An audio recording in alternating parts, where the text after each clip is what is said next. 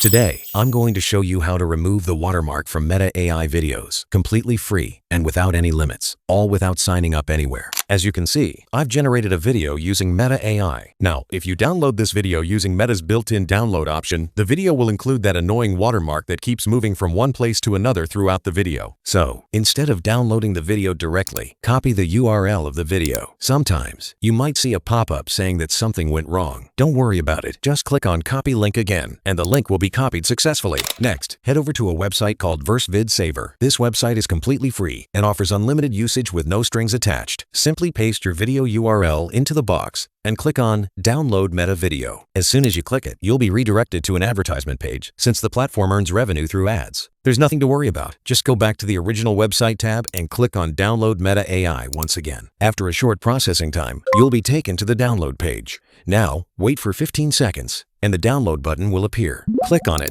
and after going through the ad cycle one more time, you'll be able to download the video in full quality without any watermark. Here's the final video. That's all for today. Thanks for watching, and I'll see you in the next one.